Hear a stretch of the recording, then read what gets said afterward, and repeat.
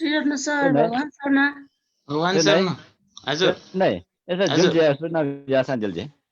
जिल्ला Je to pin lao je.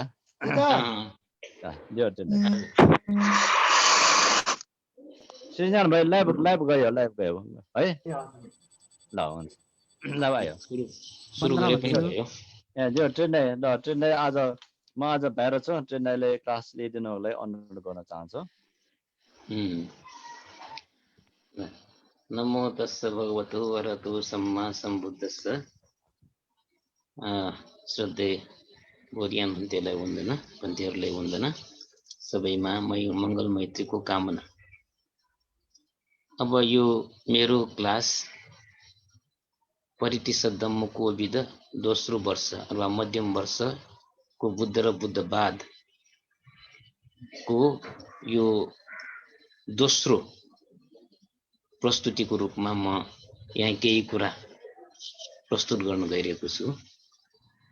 अब यो अघिको अस्तिको क्लासमा केही कुराहरू बाँकी नै छ। अस्ति दुःखको कुरा हामीले गरे। दुःखको सम्बन्धमा भगवान बुद्धले के भन्नुभएको छ भन्ने बारेमा विभिन्न विद्वानहरूले प्रस्तुत गरेका विचारहरू समेटेर विश्लेषणात्मक रूपमा हामीले कुरा गरे। अब यसै दुःखको कुरालाई आज पनि निरन्तरता दिन गइरहेको छु र यो विशेष रूपमा अनित्य, दुःख र अनत्त यो तीनवटा त्रिलक्षणका कुराहरू बुद्धको शिक्षामा महत्त्वपूर्ण विषयको रूपमा लिन सकिन्छ।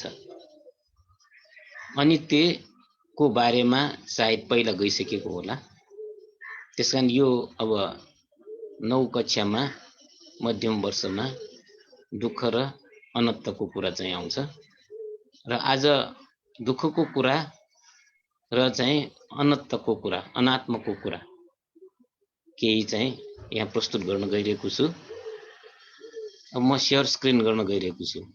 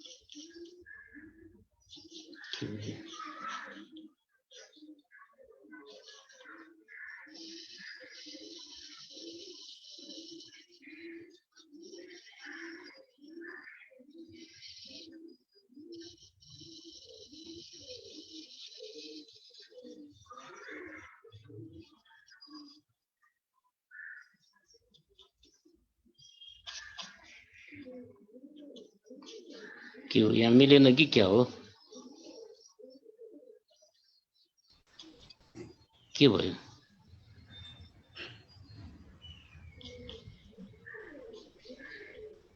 शेयर स्क्रिनमा सबैको कुरा आइरहेको छ।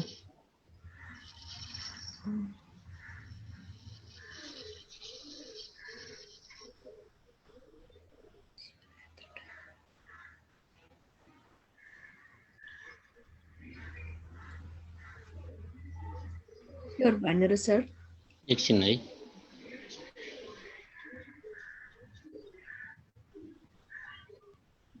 यो शेयर स्क्रिनको कुरा आइरहेको छैन। शेयर स्क्रिनको त्यो आएन फेरि। यहाँ अलाउ त गरिसकेको छु। अलाउ त सेयर स्क्रिन अलाउ त मैले गरिसकेको छु।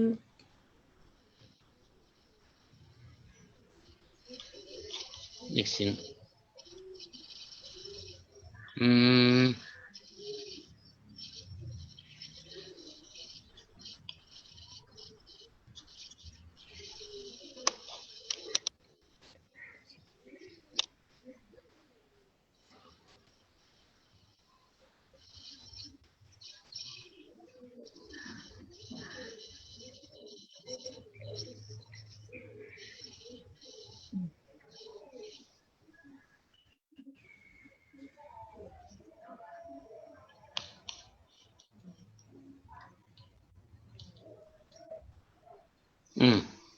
आयो?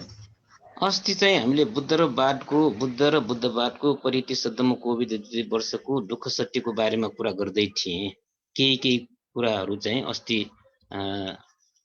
छुट्न गएको छ, अथवा चाहिँ अस्ति चाहिँ नगरेको, अस्ति चाहिँ प्रस्तुत नभएको।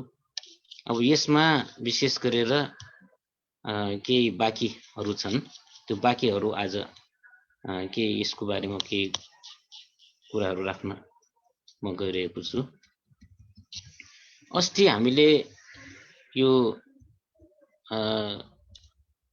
प्रतिपक्ष वा प्रतिकूलता अथवा जुन एउटा चाहिँ प्रतिकूल परिस्थिति अथवा आफूलाई चित्त नबुझेको परिस्थिति, आफूलाई मनोपयोग नभएको परिस्थिति भनेको विकासको कारक हुन सक्छ भन्ने सम्मको कुरा गरे। हामीले दुःख भनेर भनिरहेका हुन्छौँ, दुःख भयो, पीडा भयो, समस्या भयो, तर वास्तवमा त्यो दुःख, पीडा र समस्या नभएको भए मानिसहरू चाहिँ प्रगतिको पथमा नै लम्कन नसक्ने अवस्था हुन्थ्यो भन्ने कुरा भगवान बुद्धले भन्नुहुन्छ। त्यहाँ दुःखलाई नै हामीले चाहिँ अनुभव गरेर, दुःखको बारेमा नै हामीले चाहिँ विश्लेषण गरेर नै दुःखबाट मुक्त हुन पाइन्छ अथवा परिस्थिति त्यस्तो किसिमको आउँछ भन्ने किसिमको कुरा बुद्धले भन्नुभएको छ। त्यसकारण दुःख आउँदैमा त्यो हामीले नकारात्मक रूपमा लिनु भन्दाखेरि पनि दुःखको माध्यमबाट नै हामीले आफ्नो जीवनमा प्रगति गर्न सकिन्छ भन्ने कुरा पनि धेरै चाहिँ यस्ता उदाहरणहरू छन्।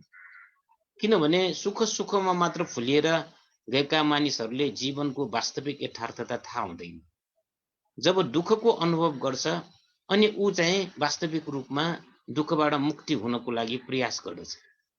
त्यसकारण प्रतिकूल परिस्थिति भनेको नराम्रो होइन भन्ने किसिमले पनि हामीले भन्न सक्छौँ। त्यो प्रतिकूल परिस्थितिको कारणले नै मानिसहरूमा चेतना जाग्छन्, उनीहरूले कुशल कर्म गर्ने प्रवृत्त हुन्छन्।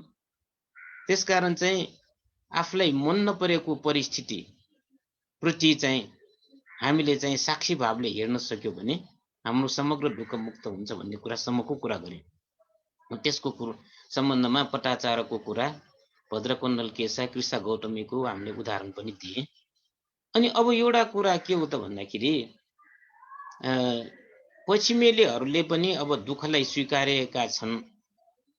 गरिबी देशमा भन्दा धनी देशका देशमा मानसिक रोगहरू बढी छन् भन्ने कुरा चाहिँ अन्तर्गत चाहिँ के हो त भन्दाखेरि यो पश्चिमेलीहरूले धेरै अगाडिदेखि नै यो संसार दुःखमय भएको स्वीकारेका छन्।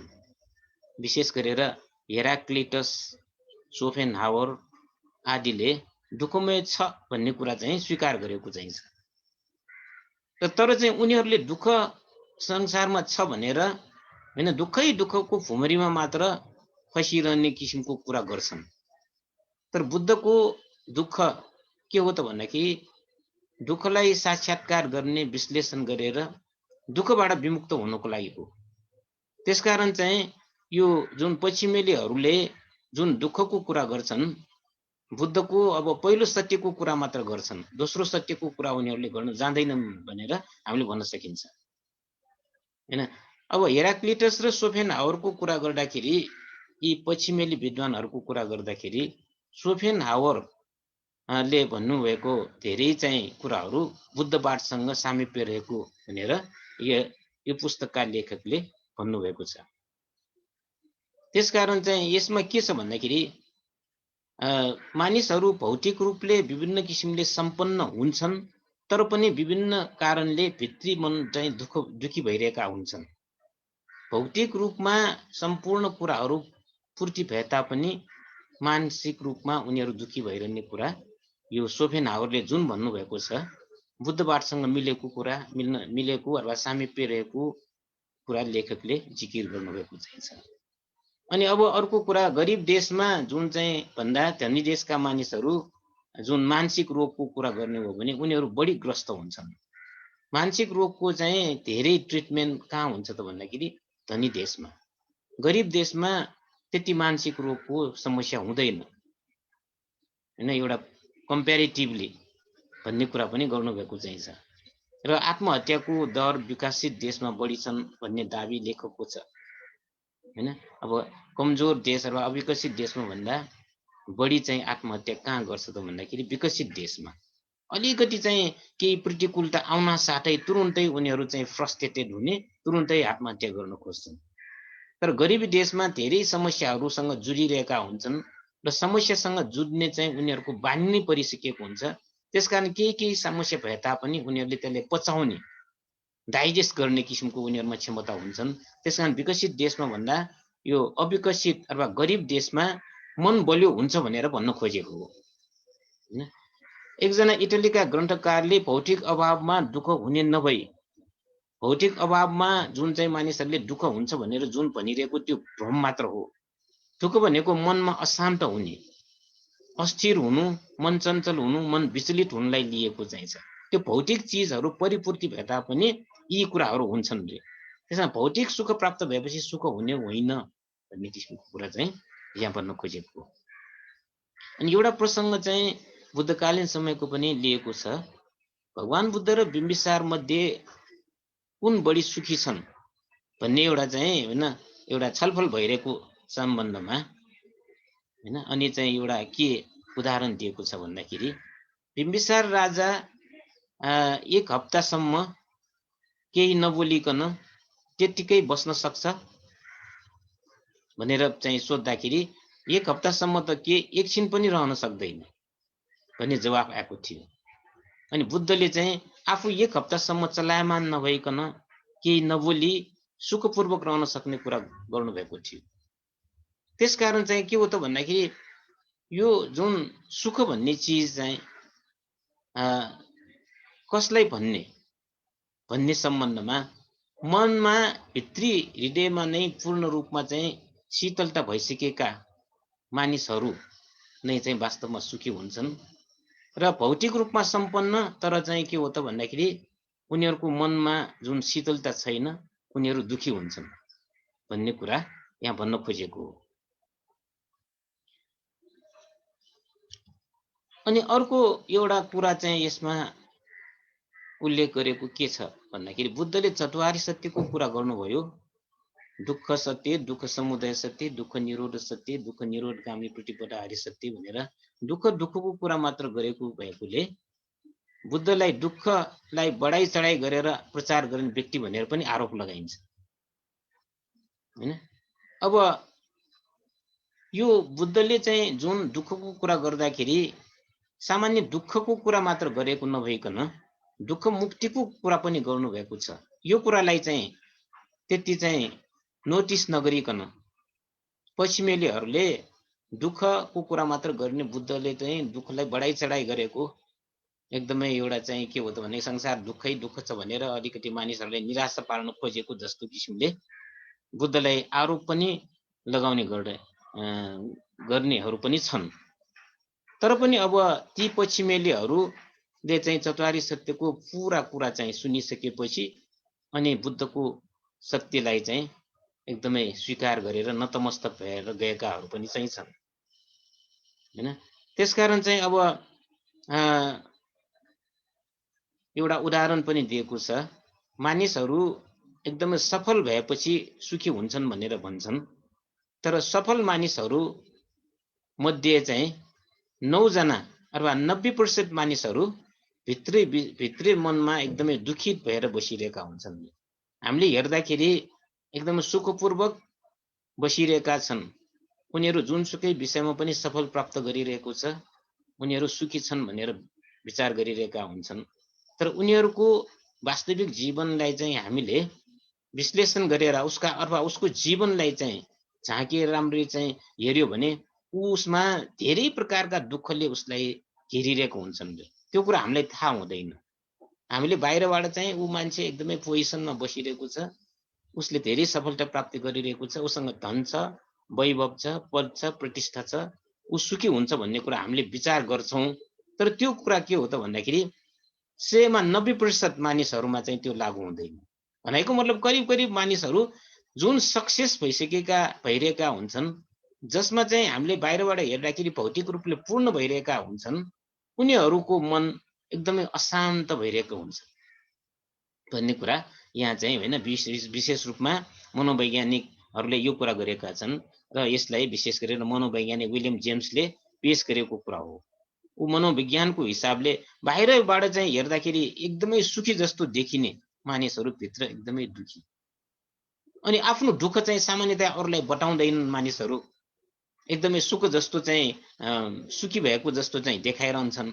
त्यस हिसाबले भ्रम मानिसहरूमा अरूलाई चाहिँ भ्रम पर्छ कि ए यो मान्छे त एकदमै सुखी छ, उसप्रति ईर्ष्या गर्छन्, तर त्यो व्यक्ति कति दुखी छ भन्ने कुरा उसलाई मात्र थाहा हुन्छ हैन। अब जर्मनका एकजना विद्वान चाहिँ गोएथे भन्ने चाहिँ छ। गोएथे भनेपछि एकदमै प्रख्यात नामी व्यक्तित्व हो। हाम्रो देशमा पनि यो गोएथे इन्स्टिच्युट भनेर चाहिँ छन्, उसैको नाममा एकदमै यो अध्ययनशील, एकदमै लिटरेचरमा चाहिँ विशेष रूपमा एकदमै चाहिँ हैन विशेषता प्राप्त गरेको व्यक्ति हो र ऊ एकदमै जीवनमा सफल हुने व्यक्ति थियो रे हैन। उसले जीवनमा दुःख भन्ने कुरा चाहिँ स्वीकार्दै नस्वीकार्ने, जीवन भनेको एकदमै रमाइलो हो भन्ने किसिमले यसरी दुःखलाई अस्वीकार गर्ने र 75 वर्षको उमेरमा उसले चाहिँ त्यो जुन दुःखलाई चाहिँ उसले के भन्न खोज्यो भन्दाखेरि मैले जुन भनिरहेको कुरा एकदमै गलत रहेछ, जीवन दुःख नै हो र साँच्चै जीवन दुःखमय छ भन्ने कुरा निष्कर्षमा उहाँ पुग्नु भएको थियो हैन। यहाँ पश्चिमेलीहरूको चाहिँ के हो त भन्दाखेरि एउटा आरोप पनि छ दुःखको बुद्धलाई दुःखवादी भनेर भन्ने। यस कुरासँग सम्बन्धित गरेर चाहिँ यहाँ कुराहरू विश्लेषण गरेको छ। अनि अब पश्चिमेलीहरूको यही कुरालाई चाहिँ हामीले विचार गर्यो भने उनीहरूले चतुर्थ सत्यको कुरामा पहिलो सत्यको कुरा आधारमा मात्र त्यो दुःखलाई बुद्धलाई दुःखवादी भनेर भनेको भन्ने कुरा स्पष्ट हुन्छ। यदि उनीहरूले दोस्रो सत्य, तेस्रो सत्य र चौथो सत्यलाई पनि राम्ररी विचार गरेको खण्डमा बुद्ध दुःखवादी भन्ने कुरा चाहिँ कुनै पनि हालतमा मिल्दैन। दुःखबाट मुक्त हुने कुरा बुद्धले जुन बताउनु भएको चाहिँ छ, जुन मुक्त हुने कुरा, दुःखबाट मुक्त हुने कुरा जुन बुद्धले बताउनु भयो, त्यो हिसाबले बुद्ध कसरी दुःखवादी हुन्छ भन्ने कुरा प्रति प्रश्न गर्न सकिन्छ हैन। जसरी चाहिँ अब के हो त भन्दाखेरि एकजना रोगीले आफ्नो रोग थाहा नपाइकन बस्नु भनेको रोग बढाएर मृत्युको मुखमा छिटो पुग्नु हो। मानिसहरूको जीवनमा दुःख छ तर दुःख छैन सुख छ भनेर त्यतिकै चाहिँ बसिरहनु भनेको हो हैन। आफ्नो रोग चाहिँ छुपाएर र लुकाएर बसेको जस्तै हो रे। लुकाएर बसेपछि के हुन्छ र रोगको निदान हुँदैन, रोगले चाहिँ च्यापेर तुरुन्तै त्यसले समस्या खडा हुन्छ। तर रोगको बारेमा पहिचान हुँदा उपचारको मार्ग प्रशस्त हुन्छ, उपचार गर्नको लागि बाटो खुल्छ हैन। त्यसकारण चाहिँ के हो त भन्दाखेरि हामीले दुःख भनेर जुन भनिरहेको हो हाम्रो यथार्थताको कुरालाई चाहिँ हामीले उजागर गरिरहेको हो। बुद्धले दुःख भनेर जुन भन्नुभयो, मानिसहरूको जीवनमा दुःख छ भनेर भन्नुको मतलब वास्तविक कुरा यथार्थ रूपमा चाहिँ दुःख छ, तर त्यसको मतलब चाहिँ दुःखै दुःखमा जीवन बिताउने होइन, दुःखलाई हटाउनु पनि सकिन्छ भनेर भन्नुभएको हो। त्यसकारण चाहिँ दुःखलाई विश्लेषण गर्ने काम चाहिँ बुद्धले गर्नुभएको चाहिँ छ। दुःखै दुःख भनेर अरूलाई तर्साउन खोजेको किसिमले चाहिँ बुद्धले देशमा गर्नुभएको छैन हैन। जातिपि दुःख, जरापि दुःख, मर्नपि दुःख हैन, यम्पिन्छ न लभति तम्पि दुःखं, संखितेन पच्चुपादान खन्दापि दुःख भनेर दुःखको विश्लेषण गर्दा गर्दै चाहिँ अनि के हो त दुःखबाट मुक्त हुने जुन एउटा चाहिँ बाटो हो, त्यसको त्यो बाटो पहिल्याउनको लागि, त्यो बाटोलाई चाहिँ पहिल्याउन सहिलो गर्नको लागि दुःखको बारेमा विश्लेषण गरेको हो। अहिले भन्ने पनि गरेको छ हैन, विभिन्न चाहिँ समस्याहरूको समाधान गर्नको लागि त्यो समस्याको एकदमै राम्रो विश्लेषण गर्यो भने त्यो समस्या आदि समाधान हुन्छ रे हैन भन्ने पनि चलन छ। Well defined problem is half solve. राम्ररी परिभाषित गरेको समस्या भनेको स्वतः नै के हो त आदि समाधान हो। हामीले त्यसकारण चाहिँ समस्या आएको छ भन्दैमा त्यो समस्याबाट लुकिएर समस्याबाट चाहिँ भागेर गयो भने त्यो समस्याले झन्झन हामीलाई चाहिँ जकडिएर हाम्रो चाहिँ पछि लागेर हामीलाई घेरिरहेको हुन्छ। तर त्यो समस्यालाई चाहिँ सामना गरेर त्यसको विश्लेषण गर्यो भने हैन त्यसबाट छुटकारा प्राप्त गर्न सकिन्छ भन्ने त्यो अभिप्रायले नै चाहिँ के हो त दुःखलाई चाहिँ विश्लेषण गर्न खोजेको हैन। बुद्धले बढाइ चढाइ गरेर दुःखलाई चाहिँ बढाइ चढाइ गरेर मानिसहरूलाई तर्साउन खोजेको होइन। हैन। बुद्ध एकजना डाक्टरले जस्तै होइन, डाक्टरले जसरी चाहिँ रोगको बारेमा थाहा भए तापनि उसले बढाइचढाइ गरेर रोगीलाई बतायो भने रोगी त झन् आत्तिएर होइन, त्यो कारणले नै चाहिँ उसको मानसिकता राम्रो हुँदैन, मानसिक रूपमा विक्षिप्त हुन सक्छ, झन् रोग चर्किन सक्छ। तर डाक्टरले चाहिँ होइन, कुशल वैद्यले के हो त भन्दाखेरि रोगलाई पहिचान गरेर त्यसलाई निको पार्ने औषधि दिन्छ भने त्यो निको हुन्छ। त्यसकारण बुद्धले पनि के हो त भने एकजना कुशल वैद्य जस्तै दुःखमय संसारबाट निस्कनको लागि नै चाहिँ दुःखको विश्लेषण गरेको हो। दुःखको चाहिँ होइन बादी भएर चाहिँ दुःखमा जीवन बिताउनु पर्छ भनेर भन्न खोजेको होइन। मुक्तिको लागि नै दुःखको बारेमा बुद्धले बताउनु भएको हो। यो कुरा चाहिँ मुख्य रूपमा चाहिँ हामीले बुझ्नुपर्ने आवश्यकता चाहिँ छ। र अब एउटा दुःखवाद भनेर चाहिँ जुन चाहिँ छ त्यो शब्द चाहिँ कहाँको त भन्दाखेरि पश्चिमेलीहरूको वाद हो हैन। बुद्धले दुःख सत्य भनेको चाहिँ छ, दुःखवाद भनेको चाहिँ छैन। दुःख सत्य र दुःखवाद चाहिँ फरक विषय हो हैन। पश्चिमेलीहरू चाहिँ मा पनि के हो त दुःखको कुरा गर्नेहरूले दुःखवादको कुरा गर्छन्। उनीहरूले त्यसमा संसार दुःखै दुःख चाहिँ छ, त्यसको केही सोलुसन छैन, अब सोलुसन भनेको मृत्यु मात्रै हो भनेर यसरी भन्ने गरिन्ने यस्ता किसिमका सम्प्रदायहरू पनि चाहिँ छन् पश्चिमेली देशहरूमा। अब एउटा हैन मतलब करिब भनौँ कि अब 40 वर्ष अथवा 40-45 वर्ष अगाडि एउटा यस्तो चाहिँ एउटा काण्ड भएको थियो, एउटा यस्तो घटना भएको थियो। एउटा चाहिँ धर्मगुरुले सम्पूर्ण आफ्नो अनुयायीहरूलाई आत्महत्या गर्न लगाएको थियो। त्यो एउटा टापुमा हैन, वेस्टको एउटा टापुमा, ठ्याक्कै नाम त बिर्सेँ, जेम्स भन्नेको एउटा धर्मगुरुले हैन करिब सबै आफ्नो शिष्यहरूलाई बोलाएर अब यो जीवन दुःखमय चाहिँ छ, यो समस्या मात्र हुन्छ यो जीवनमा, त्यसकारण सबैले आत्महत्या गरौँ भनेर सबैले चाहिँ आत्महत्या गरेको, आत्महत्या गर्न लगाएर आफूले पनि आत्महत्या गरेको।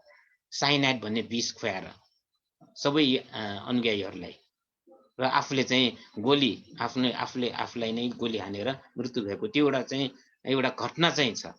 यो घटना भनेको मतलब के हो त भने जीवन भनेको दुःख मात्रै हो भनेर भन्ने सम्प्रदाय दुःखवादीहरूको चाहिँ एउटा चाहिँ कार्यकलापको रूपमा हामीले लिन सक्छौँ। तर बुद्धले चाहिँ त्यस्तो किसिमको पश्चिमेलीहरूको दुःखवादसँगको कुनै पनि कुरालाई चाहिँ होइन स्वीकार गर्ने बुद्धको सिद्धान्तमा चाहिँ छैन हैन। दुःखवादी होइन, दुःख सत्य हो। दुःख सत्य किन त भन्दाखेरि दुःखबाट विमुक्त हुनको लागि। दुःखवाद भनेको के हो त दुःखको भुमरमा हामी परिरहेका हुन्छौँ भनेर अन्तमा आत्महत्या गर्ने यस्तो किसिमको प्रवृत्तिलाई चाहिँ दुःखवाद भनेर भनिन्छ। त्यसकारण दुःखवाद भन्नु र दुःख सत्य भन्नु चाहिँ धेरै फरक छ। बुद्धले दुःखबाट चाहिँ हैन आफू चाहिँ मुक्त हुनको लागि नै, अरूलाई पनि मुक्त गराउनको लागि नै दुःख सत्यको कुरा गर्नुभएको भन्ने कुरा हामीले भन्न सकिन्छ। त्यसकारण चाहिँ के हो त भन्दाखेरि यो बुद्धको शिक्षा जति पनि चाहिँ छ दुःखविहीन भएर शान्तपूर्वक जीवन जिउनको लागि हो हैन। निराश भएर आत्महत्या गर्ने प्रवृत्तिलाई चाहिँ बुद्धले प्रेरित गर्नुभएको चाहिँ छैन हैन। अथवा निराश भएर आत्महत्या गर्नु भनेको त झन् चाहिँ के हो त अकुशल संस्कार आर्जन गर्नु जस्तो हुन्छ, झन् नराम्रो गतिमा पुग्छ भनेर भगवान बुद्धले भन्नुभएको चाहिँ छ। किनभने आत्महत्या गर्ने यो मनस्थितिमा पुग्ने मानिसहरूको मन एकदमै के हो त भन्दाखेरि विक्षिप्त हुन्छन्, उनीहरूको चित्त एकदमै असन्तुलित हुन्छन् भने अब बुद्धको शिक्षा अनुसार अन्तिम क्षणमा जस्तो किसिमको चित्त हो त्यो चित्तको आधारमा अर्को जन्मको होइन मतलब चाहिँ भव अथवा अर्को जन्मको चाहिँ निर्णय हुन जान्छ। त्यसकारण नराम्रो अथवा असन्तुलित मनले चाहिँ हामीले जीवन देह त्याग गर्यो भने हाम्रो गति चाहिँ राम्रो हुँदैन, अपाय गतिमा हामी पुग्छौँ भनेर यसरी बुद्धले सतर्क गर्नुभएको चाहिँ छ। कुनै पनि किसिमले हामीले चाहिँ होइन निराश भएर आत्महत्या गर्ने बाटो रोज्नु भनेको एकदमै एउटा दुःखको झन् भिसियस सर्कल भन्छ होइन, एकदमै चाहिँ एउटा चक्रमा हामी फस्न जाने हो भनेर यसरी बुद्धले भन्नुभएको चाहिँ छ। त्यसकारण निराश भएर आत्महत्या गर्ने प्रवृत्ति जुन चाहिँ दुःखवादीहरूको हो त्यो चाहिँ बुद्धको दुःख सत्यले चाहिँ कुनै पनि किसिमले हैन स्वीकार गर्दैन।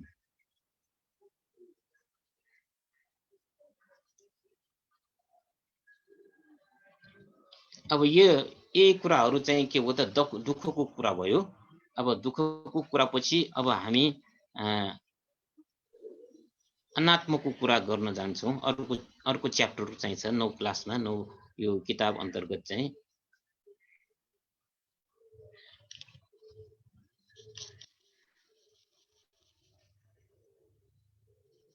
दुःखको कुरा यति नै भयो। अब यसपछि अर्को म शेयर स्क्रिन गर्न गइरहेको छु।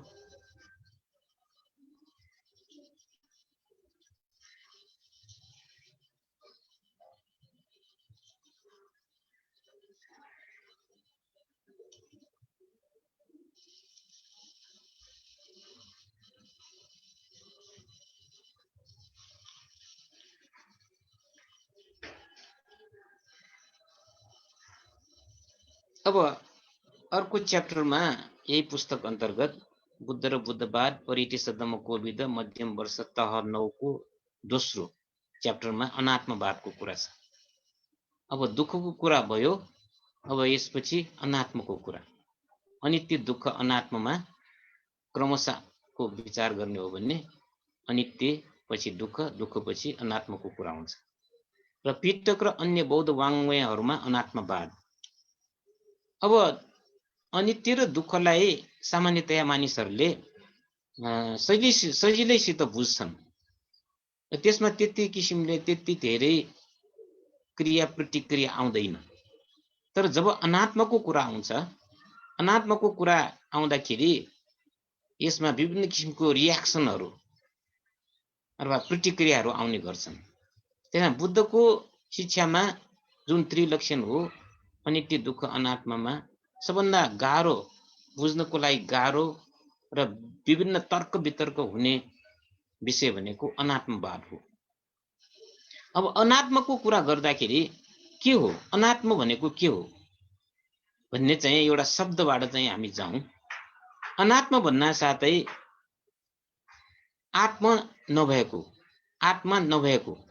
भन्ने किसिमले चाहिँ कुरा गर्छ। तर यसलाई चाहिँ के हो त, अनात्मा भन्दाखेरि पनि अनात्म भन्नुपर्छ भन्ने किसिमको विभिन्न विद्वानहरूको भनाइ चाहिँ छ। अनात्मा भन्यो भने अर्कै किसिमले हुन जान्छ भन्ने किसिमले। तर सामान्यतया चाहिँ अनात्म भन्नु र अनात्मा भन्नुमा त्यति साह्रो चाहिँ डिफरेन्स चाहिँ हामीले चाहिँ हैन देखिँदैन। सामान्यतया अनात्म र अनात्मा यो जुन कुरा चाहिँ आइरहेको छ, यसलाई चाहिँ बौद्ध दर्शनले दुई किसिमले विश्लेषण गरेको छ भन्ने कुरा हामीले भन्न सक्छौँ। एउटा के हो त भन्दाखेरि अनात्म भन्न साथै आफ्नो अधीनमा केही छैन, आफूले भने जस्तो हुँदैन, त्यो हिसाबले अनात्म आफूले भने जस्तो हुँदैन।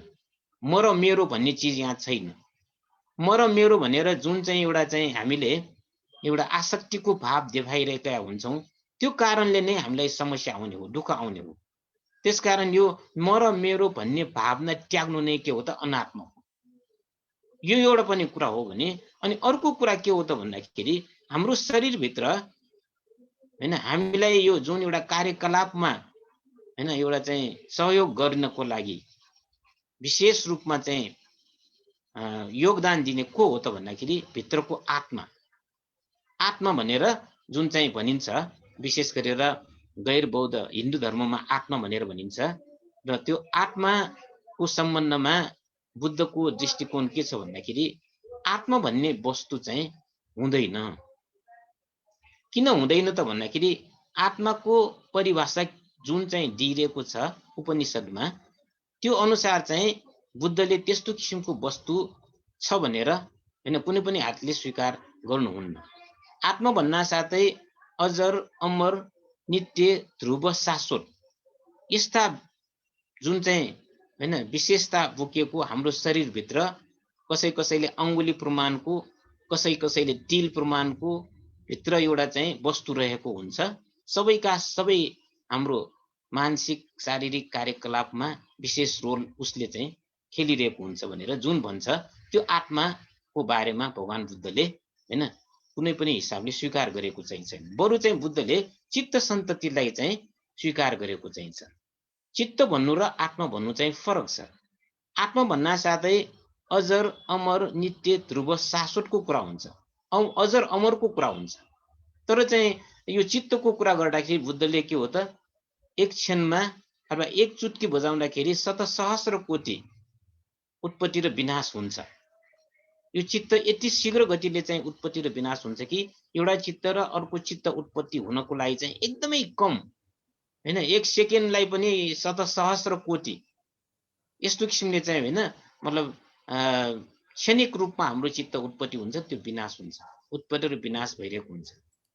त्यसमा अनित्यको हिसाबले नै चाहिँ के हो त, अनात्मालाई सिद्ध गरिरहेको चाहिँ छ।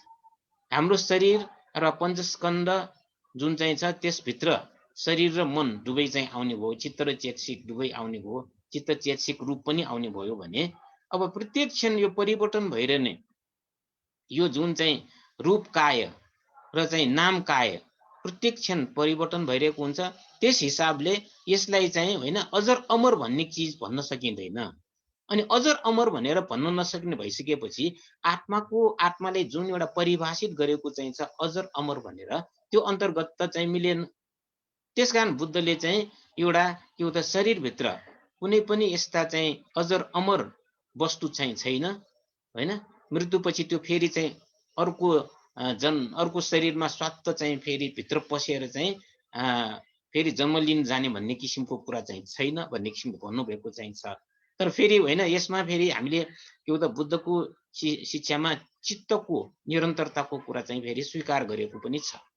बुद्धको दर्शनमा आत्मा नभए तापनि पुनर्जन्म किन हुन्छ भन्ने कुरा धेरैले प्रश्न गर्छ। तर प्रश्न कसरी गरेको त्यसको उत्तरको चाहिँ सम्बन्धमा धेरैले यस्तो उत्तर पनि चाहिँ, हैन, मतलब विभिन्न किसिमले दिएको हामी पाउँछौँ। जसरी एउटा चाहिँ मेनबत्तीले अर्को मेनबत्ती बाल्यो भने त्यो बलिरहेको मेनबत्तीको त्यो लौ भन्छ नि, होइन, त्यो प्रकाश चाहिँ त्यो अर्को मेनबत्तीमा सरेको होइन नि, हैन। त्यस्तै किसिमले चाहिँ हाम्रो यो चाहिँ के हो त भन्दाखेरि चित्त वृत्ति, चित्त सन्तति जुन चाहिँ अन्तिम क्षणमा जुन एउटा च्युति चित्त हुन्छन्, त्यो च्युति चित्त अर्को जन्मको प्रतिसन्धित चित्त भएर, हैन, प्रथम चित्तको रूपमा त्यहाँ चाहिँ प्रतिष्ठित हुन्छ भने प्रत्येक क्षण त्यो चित्त चाहिँ परिवर्तन भइरहेको हिसाबले हामीले चाहिँ के हो त, त्यो चाहिँ संक्रमण हुने भन्ने किसिमको कुरा मेलिन्न प्रश्नमा विभिन्न चाहिँ, हैन, एउटा विशुद्धि मार्गमा यस किसिमले चाहिँ भन्ने गरेको चाहिँ छ। त्यसकारण यो अनात्मको कुरा एउटा चाहिँ महत्त्वपूर्ण सूत्र चाहिँ छ, जसले चाहिँ के हो त, अनात्मलाई, बुद्धको अनात्म के हो भन्ने कुरा विश्लेषण गर्छ। त्यो सूत्र भनेको के हो त भन्दाखेरि अनत्त लक्षण सूत्र। धम्मचक्कप्रवर्तन सूत्रको देशनाको लगत्तै भगवान बुद्धले अनत्त लक्षण अथवा अनात्म लक्षण सूत्रको देशना गर्नुभएको हो। अनि अनात्म लक्षण सूत्रमा के भन्न खोजेको त बुद्धले भन्दाखेरि यो जुन चाहिँ रूप छ, यो जुन चाहिँ वेदना छ, यो जुन संज्ञा संस्कार विज्ञान चाहिँ छ, त्यसलाई चाहिँ सुख भन्ने कि दुःख भन्ने अथवा नित्य भन्ने कि अनित्य भन्ने कुरा चाहिँ भिक्षुहरूलाई सोध्छ। बुद्धको स्टाइल चाहिँ प्रश्न उत्तर गरेर यो चाहिँ सूत्र चाहिँ देशना गरेको छ अनत्त लक्षण सूत्रमा। यो जुन चाहिँ रूप वेदना संज्ञा संस्कार विज्ञान भनेर जुन पञ्चस्कन्ध छ, त्यसलाई नित्य भन्ने कि अनित्य भन्ने भन्दाखेरि यो त अनित्य हो नि भगवान, हैन, शास्ता भनेर भन्छ। किन भन्दाखेरि अब हामी देखिरहेका छौँ यो रूप पनि चाहिँ परिवर्तन हुँदैछ, वेदना पनि परिवर्तन हुँदैछ, संज्ञा संस्कार सबै परिवर्तन भइरहेको हुन्छ भने यसलाई नित्य त भन्नु भएन, यो अनित्य नै हो। अनि जुन चाहिँ अनित्य हो, जुन चाहिँ प्रतिक्षण परिवर्तन भइरहेको छ, त्यसलाई दुःख भन्ने कि सुख भन्ने भन्दाखेरि यसलाई सुख कसरी भन्न सकिन्छ? यो त दुःखै नै भयो नि, यो परिवर्तन भइरहेको हुन्छ, हैन, हामीले त्यसलाई थाम्न सकिरहेको हुँदैन भनेपछि त यो त दुःख नै हो नि भनेर चाहिँ भिक्षुहरूले प्रत्युत्तर दिनुहुन्छ। अनि त्यसपछि भगवान बुद्धले के भन्नुहुन्छ, जुन चिज चाहिँ अनित्य छ, परिवर्तनशील छ, जुन चिज चाहिँ दुःखमय छ, त्यसलाई मेरो म भनेर भनिरहनु हुन्छ त? म अथवा मेरो भनेर भन्ने किसिमले चाहिँ दाबी गर्नुहुन्छ त भन्दाखेरि त्यस्तो गर्न सकिँदैन, त्यस्तो दाबी गर्न सकिँदैन। त्यसकारण जुन जुन चिजलाई चाहिँ म र मेरो भनेर भन्न सकिँदैन त्यो नै अनात्म हो। अनित्य भएको कारणले दुःख भएको हो। त्यसमा दुःखको कारण अनित्य र दुःख भएकोले यसलाई अनात्म अथवा आफ्नो अधीनमा नभएको, आफूले भने जस्तो नभएको भन्ने हिसाबले अनित्य लक्षण सूत्रमा अनात्म लक्षण सूत्रमा यसरी देशना गरेको छ भने। अनि अर्को चाहिँ के हो त भन्दाखेरि एउटा अर्को सूत्रमा हैन काश्यप यो चाहिँ एकजना भिक्षुलाई विशेष गरेर चाहिँ कुमार काश्यपको सम्बन्धमा यो कुरा आउँछ। एउटा सूत्रमा फेरि शरीरभित्र जुन एउटा चाहिँ अजर अमर तत्त्व भएको चिज त्यसलाई पनि बुद्धले चाहिँ के हो त अस्वीकार गर्नुभएको चाहिँ छ। पायासी सूत्र भन्ने चाहिँ छ। त्यसकारण यो दुईटा सूत्र अनात्म लक्षण सूत्र र पायासी सूत्र, यो दुईटा सूत्रले चाहिँ बुद्धले अनात्म भन्ने जुन चाहिँ शब्द हो, बुद्धको शब्द हो, त्रिलक्षण मध्ये एउटा लक्षणको कुरा हो, त्यसलाई चाहिँ विश्लेषण गरेको सूत्रको रूपमा लिन सकिन्छ। अरू पनि होलान् होइन, अरू पनि छन्, तर विशेष रूपमा मतलब एकदमै सबभन्दा पहिला देशना गर्नुभएको अनत्त लक्षण सूत्र र त्यसपछि पायासी राजन्य सूत्र, पायासी राजालाई चाहिँ दिनुभएको सूत्रमा चाहिँ अनात्मको बारेमा दुईवटा कुरा चाहिँ गर्नुभएको चाहिँ छ। एउटा अनात्म भनेको आफ्नो अधीनमा छैन, आफूले भने जस्तो हुँदैन, त्यसकारण अनात्म। अनि अर्को अनात्मा के हो त भन्दाखेरि आफ्नो शरीरभित्र यो जुन एउटा अजर अमर चिज चाहिँ छैन, परिवर्तन नहुने चिज छैन हैन। चित्त छ, चित्त भनेको परिवर्तन भइरहेको चाहिँ छ। त्यसकारण आत्मा शब्द जुन चाहिँ एउटा उपनिषदमा अजर अमर नित्य ध्रुव शाश्वत भनेर भनिरहेको छ, त्यसलाई चाहिँ बुद्धले किन स्वीकार गर्नु भएन भन्दाखेरि यो चाहिँ के हो त कुनै पनि चिज चाहिँ परिवर्तन नभइकन बस्ने, त्यतिकै बसिरहने, त्यतिकै स्थितिमा रहने, परिवर्तन नभइकन एकदमै हैन अपरिवर्तन भएर बसिरहने चिज चाहिँ छैन। त्यो हिसाबले आत्मा छैन भनेर भन्न खोजेको हो।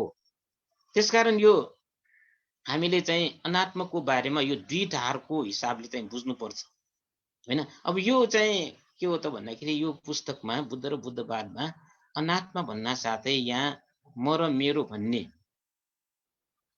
कसैलाई पनि होइन म र मेरो भन्न सकिन्न र शरीरभित्र आत्मा छैन भन्ने किसिमको कुरा चाहिँ गर्नुभएको चाहिँ छ। अब यस सम्बन्धमा मैले भनिहालेँ होइन, धेरै चाहिँ विद्वानहरूले मन्थन गरेको छ यसमा हैन। अब भारतमा राष्ट्रपति राधाकृष्णन भन्ने राष्ट्रपति छ हैन, उहाँ चाहिँ आध्यात्मिक रूपमा एकदमै दिलचस्पी लिने राष्ट्रपति हो। उहाँले पनि बुद्धलाई चाहिँ के भन्नुभएको छ भन्दाखेरि बुद्धले अनात्मा भनेर भनेको हो, यो उपनिषदको आत्मालाई चाहिँ भनेको होइन, उपनिषदको आत्मालाई विरोध गरेको होइन भनेर यस्तो पनि भन्ने भनेर चाहिँ एउटा पुस्तक निकालेको थियो। तर त्यसलाई चाहिँ के हो त तत्काल त्यस बेलाका विद्वान राहुल साङ्कृत्यायनले एकदमै जवाब दिएको थियो हैन। यो चाहिँ खण्डन गरेर राधाकृष्णको कुरालाई बुद्धले जुन चाहिँ अनात्मा भनेको चिज आत्मा भनेर जुन उपनिषदमा वर्णन गरिएको हो त्यसलाई नै चाहिँ के हो त विशेष रूपमा इंगित गरेर भन्नुभएको हो। किनभने नित्य ध्रुव शाश्वत भनेर जुन आत्माको परिभाषित गरेको चाहिँ छ त्यस्तो किसिमको कुनै पनि वस्तु चाहिँ हुँदैन भनेर यसरी भनेको थियो हैन। यो राहुल साङ्कृत्यायनले क्लियर गरेको थियो भने। अनि फेरि एउटा महत्त्वपूर्ण कुरा के हो त भन्दाखेरि यहाँ पछि पनि यसमा पनि आउँछ, Rhys Davids, Mrs Rhys Davids Pali text सोसाइटीका प्रणेताहरू भन्नु पर्यो हैन।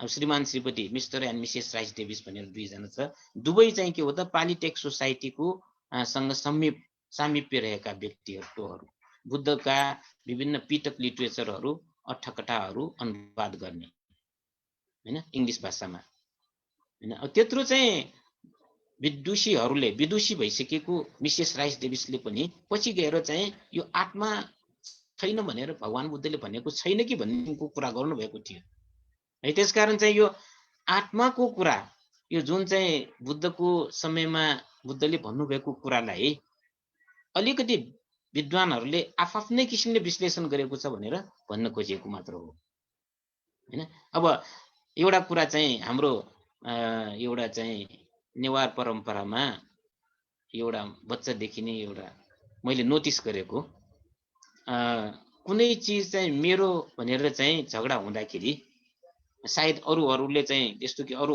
ठाउँमा यस्तो छ कि छैन थाहा छैन, बच्चा बेलामा खेल्दाखेरि यो मेरो यो तेरो भनेर भन्ने बेलामा यो तिम्रो हो भने तिमीले चाहिँ यसलाई चाहिँ होइन अब यसरी टोक कि रगत आउने गरी टोक्न सक्छौ त।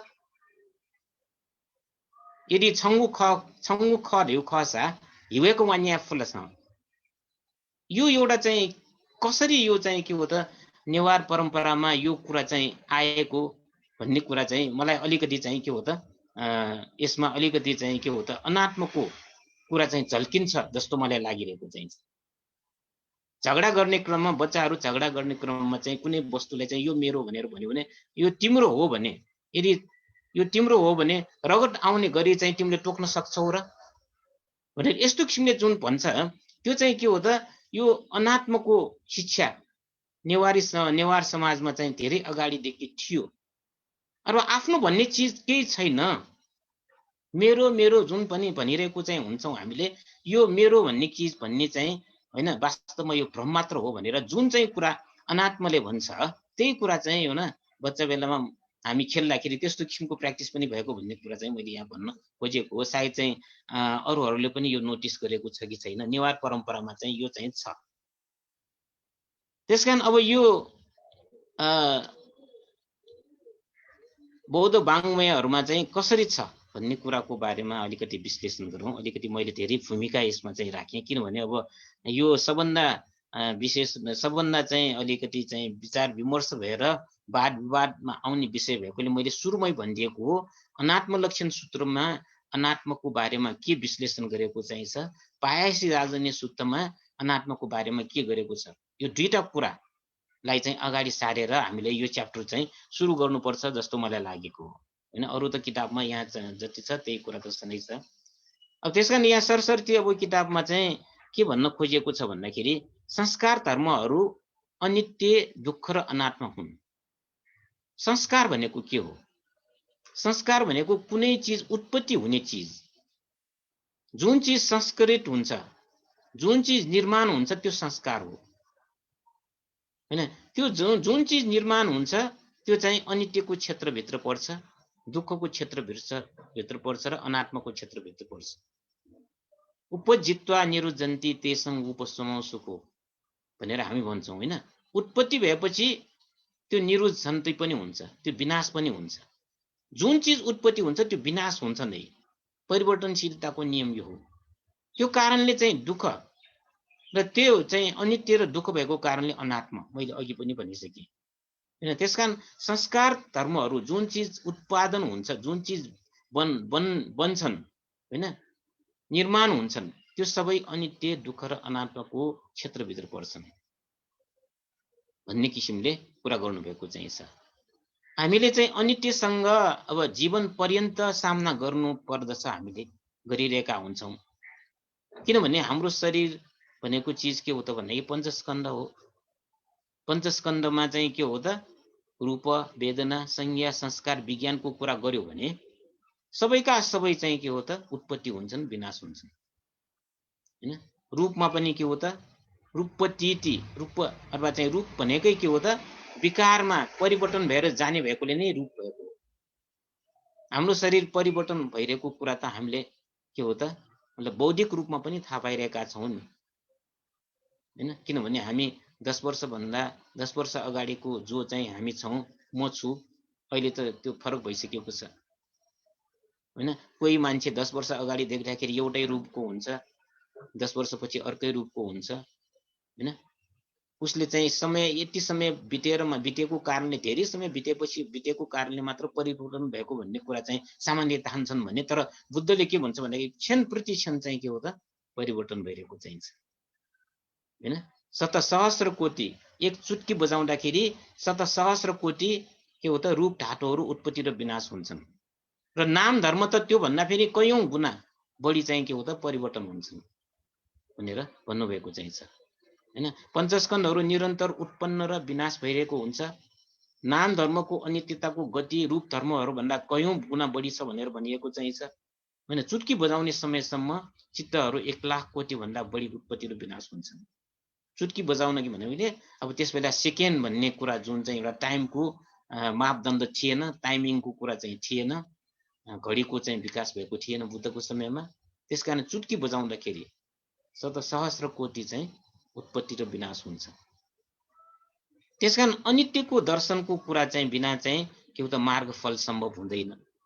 बुद्धको मूल चाहिँ शिक्षा, मूल उद्देश्य मार्गफल प्राप्त गर्नु नै हो।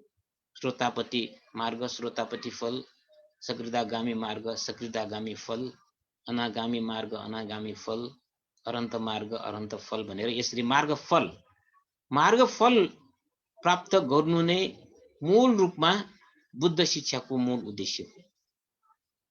श्रोतापन्नमा पुग्नु भनेको स्रोतमा पुग्नु हो। अब उपरान्त ऊ चाहिँ कुनै पनि हिसाबले अपाय गतिमा जन्म लिन जानुपर्ने आवश्यक हुँदैन। उसको जीवन सुनिश्चित भयो।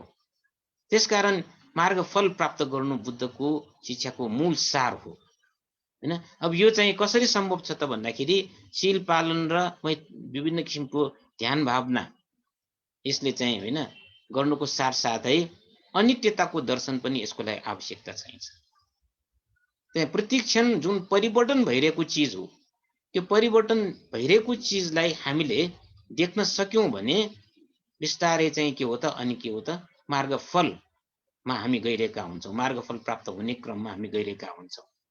त्यसकारण चाहिँ के हो त भन्दाखेरि बुद्धले भन्नुभएको चाहिँ छ हैन, उत्पत्ति र विनाशलाई नदेखिकन 100 वर्ष बाँच्नु भन्दा उत्पत्ति र विनाशलाई देखेर एक दिन मात्र बाँच्नु पनि श्रेष्ठकर चाहिन्छ हैन। यसरी चाहिँ बुद्धले चाहिँ के हो त उत्पत्ति र विनाशको कुरा चाहिँ भन्नुभएको चाहिँ छ। त्योलाई साक्षात्कार गरिसकेपछि मात्र वास्तवमा मार्गफल प्राप्त हुने भन्ने कुरा गर्नुहुन्छ। त्यसकारण चाहिँ ध्यान भावना गर्ने शिविरमा हामीलाई सुरुवातमा अनित्यताको दर्शनको लागि नै विशेष रूपमा ध्यान गुरुहरूले प्रेरित गर्छन् हैन। यो चाहिँ वस सतङ जीवे अपस्सङ उदय व्यय एकाहङ जीवितङ सेयो पश्चतो उदय व्यय। उदय व्ययलाई चाहिँ हामीले राम्ररी चाहिँ हेर्न सक्यो भने हामीमा चाहिँ ज्ञान प्राप्त हुन्छ। त्यो ज्ञानले नै चाहिँ के हो त हामीलाई चाहिँ सही ठाउँमा हामीलाई पुर्याउँछ, मार्गफल प्राप्त गर्नको लागि हामीलाई सहिलो पार्छ भन्ने कुरा गर्नुभएको हो। अनि यो अनित्यताको जुन चाहिँ अहिले जुन भूमिकाको कुरा गर्यो किताबमा, त्यो किन त भन्दाखेरि अनित्यताको ज्ञान भएपछि अनात्म स्वभावत नै प्रकट हुने हुन्छ रे। अनात्म भनेको चिज जुन चाहिँ छ त्यो अनित्यबाट नै चाहिँ स्वभाव रूपले चाहिँ उत्पत्ति हुने प्रकट हुने विषय। र अनात्म भनेपछि अब हामीले यो म होइन मेरो होइन भनेर जुन एउटा चाहिँ म र मेरो प्रति जुन एउटा तादात्म्य भाव चाहिँ जुन चाहिँ विकास गर्छौं, त्यो चाहिँ भाव चाहिँ किन विकास हुन्छ त भन्दाखेरि हामीले परिवर्तन भइरहेको विषयलाई चाहिँ हामीले थाहा भइरहेका हुँदैन। क्षण परिवर्तन भइरहेको चिजलाई कसरी म भन्ने, कसरी मेरो भन्ने। यो शरीर मैले चाहिँ होइन मेरो भनिरहेको छ, तर चाहिँ मैले मेरो भनिरहेको चाहिँ त्यो क्षणमा नै कति पटक उत्पत्ति भयो, विनाश भयो, आफ्नो कन्ट्रोलमै छैन हैन। हाम्रो प्रत्येक समयमा विभिन्न किसिमको चाहिँ शरीरमा सेलहरू मृत्यु भइरहेको हुन्छ, फेरि नयाँ सेल बनिरहेका हुन्छन्, ब्लड सर्कुलेसन भइरहेको हुन्छ हैन, पाचन क्रियाको विभिन्न किसिमको एक्टिभिटिज भइरहेको चाहिँ हुन्छन्। अब हामीले चाहेर भइरहेको होइन, यो स्वाभाविक रूपले भइरहेको चिज हो नि, आफ्नो अधीनमा छैन नि। मुटुको ढुकढुकी भइरहेको छ, स्वभावले भइरहेको छ। यदि मुटुको ढुकढुकी चाहिँ बन्द भयो भने हैन, बन्द भयो, हामीले चाहेर पनि त्यसलाई के हो त फेरि ढुकढुकीलाई निरन्तरता दिन सकिरहेको हुँदैन। त्यसैले शरीरको जति पनि कार्यकलाप चाहिँ छ सबै चाहिँ आफूले भने जस्तो हुँदैन, स्वभाव रूपले भइरहेको हुन्छ। त्यसैले यसलाई चाहिँ यो जुन परिवर्तनशीलताको रूपमा चाहिँ भइरहेको चिजलाई म र मेरो भन्नु चाहिँ कुनै पनि हालतमा ठिक छैन। त्यसैले अनित्यताको चाहिँ हामीलाई अवबोध भयो भने त्यसले चाहिँ अनात्मको ज्ञान पनि दिन्छ, अनात्मको बारेमा पनि हामीले चाहिँ जानकारी प्राप्त गरिरहेको हुन्छ भन्ने कुरा भन्नुभएको चाहिँ छ हैन। त्यसकारण अनात्मवाद चाहिँ त्रिलक्षणको एक महत्त्वपूर्ण लक्षण हो। तर चाहिँ के हो त अघि भने जस्तै अनित्य र दुःख जस्तै चाहिँ यसलाई सामान्यतया स्वीकार गर्न त्यति सजिलो चाहिँ छैन हैन। अघि नै भनिसके बुद्ध धर्मको बारेमा विज्ञता प्राप्त गरिसकेपछि पनि अनात्मलाई नबुझी बुद्धको अनात्मवादको बारेमा शंका गर्नेहरू धेरै चाहिँ छन् हैन। त्यसकारण अनात्मवाद के हो भन्ने बारेमा राम्ररी अध्ययन गर्नु आवश्यक चाहिन्छ। अध्ययन मात्र होइन, यसलाई चाहिँ के हो त यथाभूत ज्ञान दर्शन राम्ररी नै चाहिँ के हो त भाविताद्वारा हामीले बुझ्न सकेपछि मात्र पक्का हुन्छ। अदरवाइज हामीले अनात्म अनात्म भनिरहेका हुन्छौँ तर चाहिँ हाम्रो मनको उपादान, मनमा जुन एउटा म र मेरो प्रति जुन एउटा चाहिँ तादात्म्य भाव, आसक्तिको भाव हरण चाहिँ हुँदैन। अनि जबसम्म म र मेरो प्रति चाहिँ आध्यात्मिक यो जुन चाहिँ तादात्म्य भाव हरण हुँदैन तबसम्म हामी ट्र्याकमा गइरहेका हुँदैनौँ हैन। त्यसकारण चाहिँ यो अनात्मको बारेमा राम्ररी बुझ्नको लागि हैन अब अनित्य दुःख अनात्म यो बुझ्नको लागि चाहिँ के हो त भाविता नै गर्नुपर्छ, ध्यान भावना नै गर्नुपर्छ। तर पनि के हो त भन्दाखेरि बौद्धिक रूपमा पनि यसलाई चाहिँ मन्थन गरेर यसप्रति चाहिँ बुझ्ने प्रयास चाहिँ मानिसहरूले गरिरहेका चाहिँ छन्। अनि यो किताबमा विशेष गरेर बौद्धिक मन्थन मात्रै हो हैन। यसप्रति चाहिँ विभिन्न किसिमको कुराहरू जुन चाहिँ विद्वानहरूले भनेको यसप्रति चाहिँ हैन यो अनित्य दुःख र अनात्मप्रतिको चाहिँ जुन धारणा विकसित गरेको हो त्यसको बारेमा चाहिँ यस किताबमा चाहिँ एउटा मन्थन गरेको किताबको रूपमा चाहिँ हामीले यसलाई लिन सकिन्छ। अब आत्माको कुराहरू चाहिँ गर्दाखेरि अघि पनि मैले केही भूमिकामा भनिसकेँ, आत्मा शब्द वेद ग्रन्थहरूमा देख्न पाइन्छ। वेद ग्रन्थहरूको अथवा विशेष गरेर उपनिषदको शब्द हो। आत्मा भनेको प्राण हो। अब यो शरीरभित्र अङ्गुल मात्रामा रहेको हुन्छ रे, अङ्गुल एउटा अङ्गुल जस्तै मात्र पनि रहेको हुन्छ यति साइजमा। कसैले यसलाई तिलको परिमाणमा मात्र हुन्छ, सानो तिलको मात्रामा चाहिँ मात्र शरीरभित्र रहेको हुन्छ भनेर भनिन्छ हैन। अनि मृत्युको समयमा आत्मा निस्किन्छ, उनीहरूको धारणा है। मृत्युको समयमा आत्मा शरीरबाट निस्कन्छ रे। शिरबाट निस्किएमा ब्रह्मलोकमा बास हुने र तलको अङ्गहरूबाट निस्कदा अधोगति पाउने कुरा उल्लेख छ हैन। त्यसकारण चाहिँ मर्ने बेलामा आत्मा चाहिँ शरीरबाट छुटिएर जान्छ। छुटिएर गएपछि के हो त भन्दाखेरि यो छुट्ने बेलामा कहाँ शरीरको कुन अङ्गबाट छुटिएर गएको हो त्यो अनुसार चाहिँ उनीहरूको अर्को जन्म निर्धारण हुन्छ भन्ने उनीहरूले विश्वास गर्छन्। यदि शिरबाट हैन यदि निस्कियो भने र माथिल्लो भागबाट निस्कियो भने ब्रह्मलोकमा पुगिन्छ, तर चाहिँ के हो तल्लो भागबाट चाहिँ निस्कियो भने नर्कमा पुगिन्छ भन्ने यस्तो किसिमको विश्वास गर्छन्। अब आजकल त यस्तो चाहिँ नदीको किनारमा अर्घजल भन्ने चाहिँ छैन हैन। पहिला हैन विष्णुमतीमा बागमतीमा एउटा अर्घजल भन्ने चाहिँ छ। त्यो चाहिँ के हो त भने अलिकति स्लोप भएको एउटा के हो त भन्दाखेरि यो पत्थरको हैन शिलामा मानिसहरूलाई चाहिँ सुताउने मृत्यु हुने समयमा।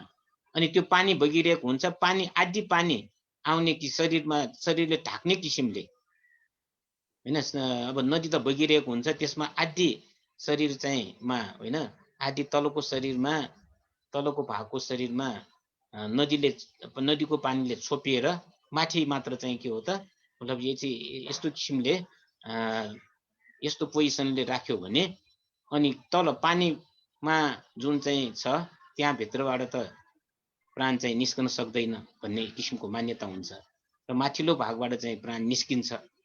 अनि त्यसपछि के हो त ब्रह्मलोकमा जान सकिन्छ भनेर अर्घजलमा राख्ने, अर्घजल यतै हो भनेर यस्तो किसिमको चाहिँ प्र्याक्टिस पनि गरिन्छ हैन। त्यसकारण चाहिँ यस्तो किसिमको एउटा विश्वास चाहिँ छ। र त्यस्तै सुतिरहँदाखेरि फेरि चाहिँ आत्मवादीहरूले के गर्छ, आत्मा छ भन्नेहरूले सुतिरहँदाखेरि पनि आत्मा बाहिर गइरहेको हुन्छ रे। अनि शरीरभित्र यदि चाहिँ आत्मा पस्नुभन्दा अगाडि नै हामीले उसलाई झकझकाएर चाहिँ हैन उठायो भने त्यो व्यक्तिमा भय उपद्रव उत्पन्न हुने कुरा पनि गर्छ। त्यसकारण चाहिँ एकदम आनन्दले सुतिरहेकोलाई तुरुन्तै एकदमै झकझकाएर उठाउनु हुँदैन भन्ने उनीहरूको मान्यता चाहिन्छ। किनभने आत्मा बाहिर गइरहेको हुन्छ र चाहिँ तुरुन्तै आत्मा चाहिँ त्यहाँ चाहिँ हैन पस्न नसक्ने अवस्थामा ऊ जाग्यो भने, जाग्ने किसिमले भयो भने उसको मेन्टालिटी ठिक हुँदैन, यस्तो कुरा पनि गर्छन् हैन। त्यसकारण आत्माको सम्बन्धमा यो चाहिँ के हो त आत्मवादीहरूको धारणा। त्यसकारण चाहिँ यो आत्मा बारेमा अब यो जुन चाहिँ उपनिषदमा वेद ग्रन्थमा गरेको जुन उल्लेखनीय कुराहरू चाहिँ छन् ती चाहिँ एक अर्कासँग ठ्याक्कै नमिल्ने किसिमको पनि चाहिँ हुन्छन्। एक किसिमले अलिअलि फरक किसिमले पनि यो आत्माको चित्रण गरेको हामीले देख्छौँ। अघि नै भनिसके कि चाहिँ यो आकृतिको सम्बन्धमा यो कस्तो आकृति हुन्छ, यसको परिणाम कस्तो हुन्छ, यसको स्थिति कस्तो हुन्छ भन्ने किसिमले विभिन्न चाहिँ ती ग्रन्थहरूमा नै एक आपसमा बाजिने किसिमले चाहिँ प्रस्तुत भएको हामी देख्छौँ। कसैले चाहिँ आत्मा भनेको तिल जति आकारको हुन्छ, कसैले अङ्गुल परिमाणको हुन्छ भन्ने कुरा गर्छन् हैन। त्यसकारण चाहिँ उनीहरूले यो आत्मालाई चाहिँ फेरि कसैले चाहिँ के हो त निरञ्जन निराकार गोप्य गम्भीर भएको भनेर भनिन्छ हैन। असंस्कृत आत्मालाई, असंस्कृत भनेपछि कसैले बनाएको नभइकन, कसैले नबनाएको हैन, यस्तो अमृत धातु ब्रह्म हो भनेर भन्ने गरिन्छ। त्यसकारण सिम्पली अथवा सामान्य रूपमा भन्नु पर्यो भने आत्मा भनेको नित्य ध्रुव शाश्वत परमार्थ धातु भनेर भन्ने किसिमले चाहिँ उनीहरूले प्रस्तुत गर्छन् हैन।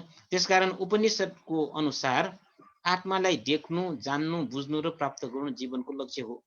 आत्मवादीहरूको मुख्य लक्ष्य के हो त भन्दाखेरि आत्मालाई देख्नु, जान्नु, बुझ्नु र प्राप्त गर्नु भनेर आत्माबारे चाहिँ यस्तो किसिमको चाहिँ उनीहरूको धारणा चाहिँ छ। अनि अब आत्मालाई चाहिँ बौद्ध साहित्यले चाहिँ स्वीकार गर्दैन। फेरि यो जुन चाहिँ अजर अमर नित्य होइन ध्रुव शाश्वत यो आत्मालाई बुद्धले स्वीकार गरेको चाहिँ छैन हैन।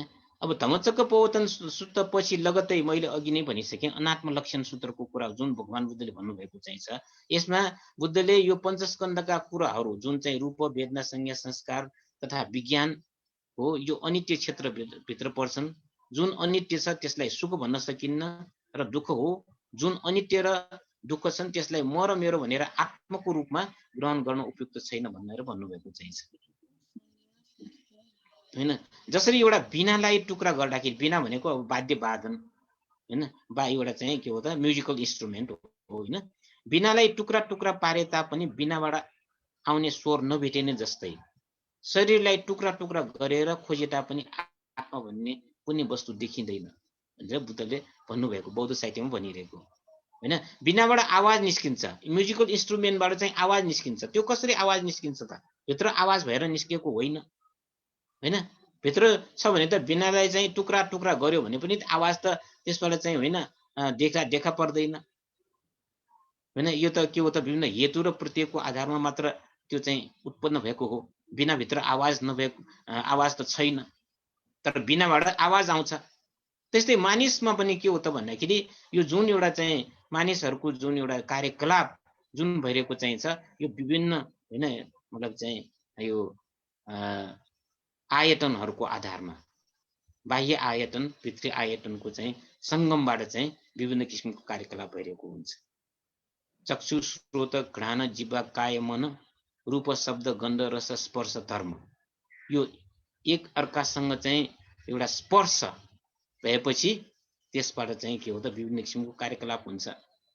चक्षुले चाहिँ रूप देख्यो भने चक्षु विज्ञान, स्रोतले शब्द सुन्यो भने स्रोत विज्ञान। यसरी विज्ञान उत्पत्तिको लागि चाहिँ के हो त भन्दाखेरि यो अलरेडी पहिलादेखि नै भइरहेको होइन, यो चाहिँ के हो त दुईटा आयतनको चाहिँ संगठनबाट स्पर्शबाट भएको भनेर यसरी चाहिँ यो बिनाको एउटा उदाहरण दिएर यो प्रश्न पार्न खोजेको चाहिँ छ। त्यसकारण आत्मा भनेपछि जुन एउटा भित्र जुन शरीरभित्र छ सञ्चालकको रूपमा रहेको छ भनेर जुन भनिरहेको कुरालाई बौद्ध साहित्यले स्वीकार गरेको छैन भन्ने कुरा हो।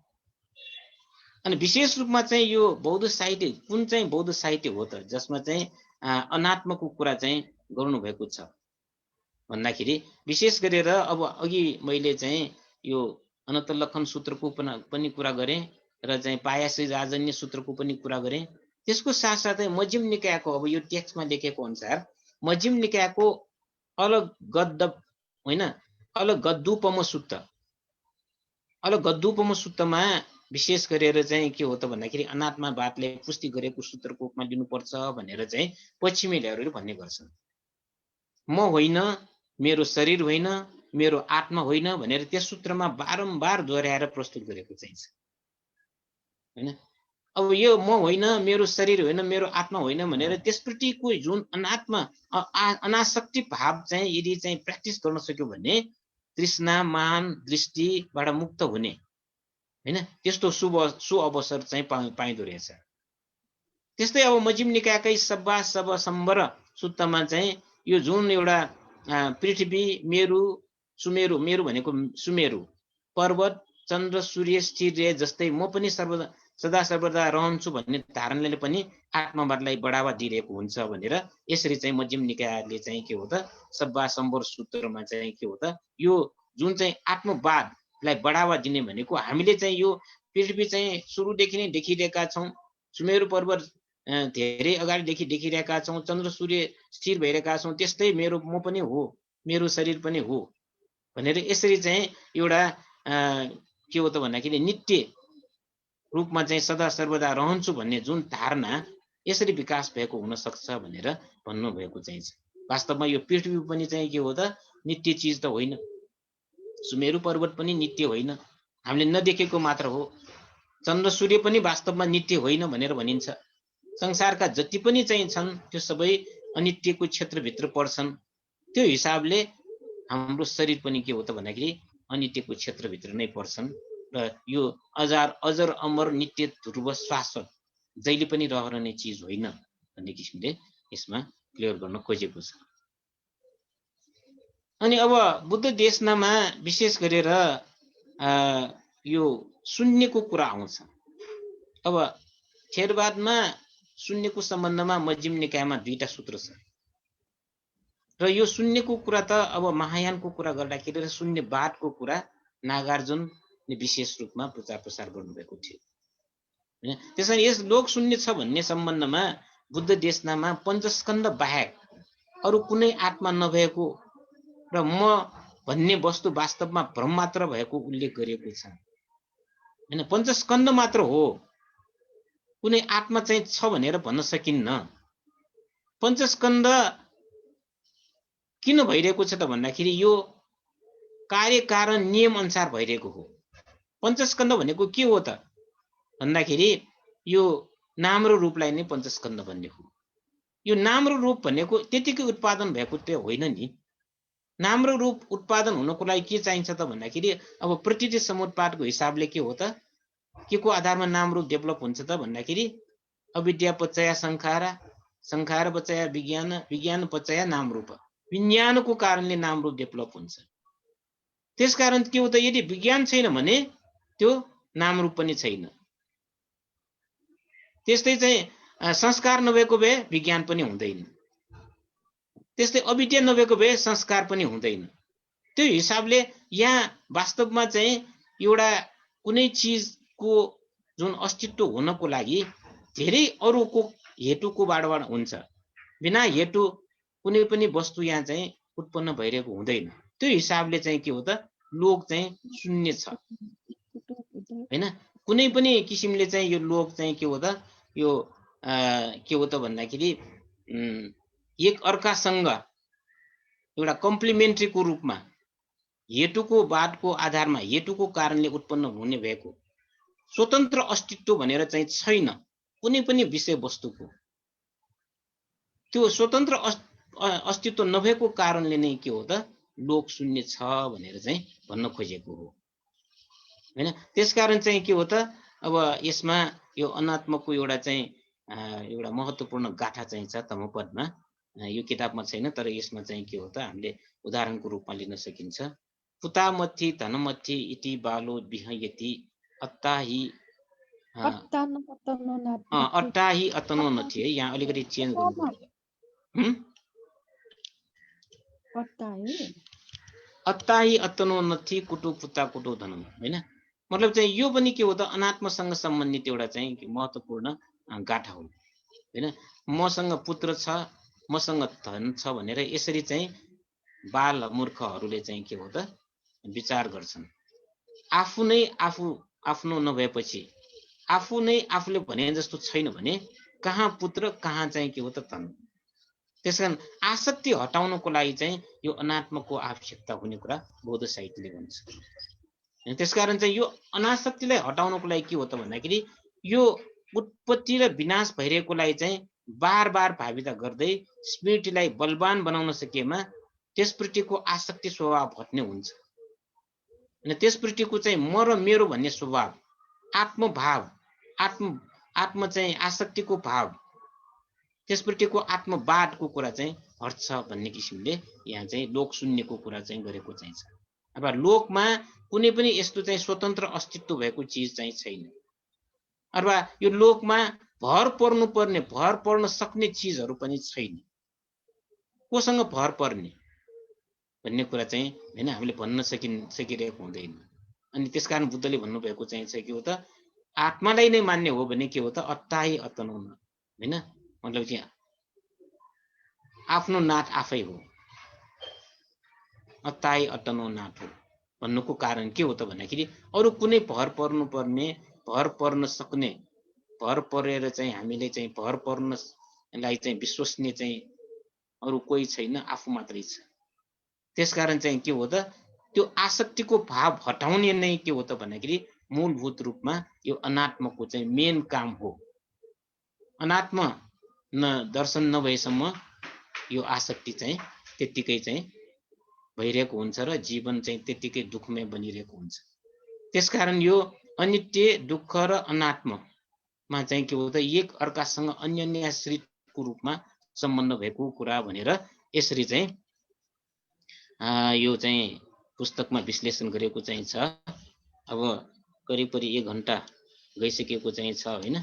त्यसकारण आजलाई यति मात्रै गरौँ, अर्को पटक चाहिँ यसलाई सम्पूर्ण रूपमा समापन गरौँला। त्यसकारण जे होस्, यो अनात्मको बारेमा हामीले यो अरु विभिन्न चाहिँ स्रोतहरुमा पनि अध्ययन गरिसकेका छौं भने यहाँ चाहिँ के हो त, अलिकति विश्लेषणात्मक रूपमा विभिन्न धारणाहरू अनात्मको सम्बन्धमा हैन, अनात्मलाई हटाउन नसक्ने अथवा अनात्मको जुन एउटा चाहिँ विषय वस्तुलाई चाहिँ स्वीकार गर्न नसक्ने कुरालाई चाहिँ यहाँ विशेष रूपमा चाहिँ वर्णन गरेको चाहिँ छ। अघि भने जस्तै के हो त भन्दाखेरि मिसेस राइस डेभिस जो चाहिँ बौद्ध विदुषी हुन्, तर पछि गएर के भयो त भन्दाखेरि आत्मा, बुद्धले चाहिँ जो आत्मा भनेर चाहिँ भन्नुभएको, राधाकृष्णनले भने जस्तै यो आत्मा छैन भनेर, यो शरीरभित्रको आत्मा छैन भनेर भनेको होइन कि भन्ने किसिमले, यस्तो किसिमले चाहिँ उहाँको विचार परिवर्तन भएको थियो। त्यो किन भयो त भन्दाखेरि खालि इन्टेलेक्चुअल नलेजले मात्र चाहिँ के हो त, अनात्मालाई कुनै पनि हिसाबले चाहिँ स्वीकार गर्न चाहिँ गाह्रो हुन्छ। त्यो चाहिँ के हो त भन्दाखेरि भावनामय प्रज्ञाबाट नै चाहिँ आवश्यक हुन्छ। अब होइन, उनीहरू चाहिँ सबै इन्टेलेक्चुअलहरू मात्रै हुन्, भावना गरेका नभएको कारणले, ध्यान भावनाको अभ्यासको अभावको कारणले यत्रो चाहिँ बुद्धको विभिन्न साहित्यहरूलाई अनुवाद गर्ने त्यस्ता विद्वानहरू पनि आत्मवादीहरू जस्तो भएर चाहिँ निस्केको कुरा चाहिँ छ। त्यसकारण अनात्मालाई चाहिँ राम्ररी बुझ्नुपर्छ र त्यसलाई भावित गरेरै चाहिँ के हो त, रियलाइजेसन भन्छ, साक्षात्कार गर्नुपर्छ भन्ने कुरा चाहिँ यहाँ भन्न खोजेको हो। ल, आजलाई यति नै गरौँ हैन। अब अर्को पालि चाहिँ हामी के गरौँला, अर्को बाँकी चाहिँ समाप्त। धन्यवाद। कतिको बुझिरहेको छ हैन, त्यो कुरा चाहिँ तपाईहरुको केही रियाक्सन त मैले सोध्नु पर्ने हो। बुझिराखेको छु। त्यसकारण अब यो किताबलाई पढ्न सजिलो हुने किसिमले मैले आउटलाइन डेभलप गरेको मात्र हो हैन। अब किताब चाहिँ अब अलिकति गन्थन मन्थनको किताब चाहिँ छ, तर पनि अब नयाँ नयाँ कुराहरू आइरहेकोले हैन, गाह्रो छ। किताब लामो छ, किताबमा त ल त आजलाई यति गरौँ। सबैलाई नमस्कार, सबैलाई शुभकामना, मङ्गलमय कामना। नमस्ते। नमस्ते सर। सर नमस्ते। नमस्ते नमस्ते। ल लिभ गर्छु म। अच्छा।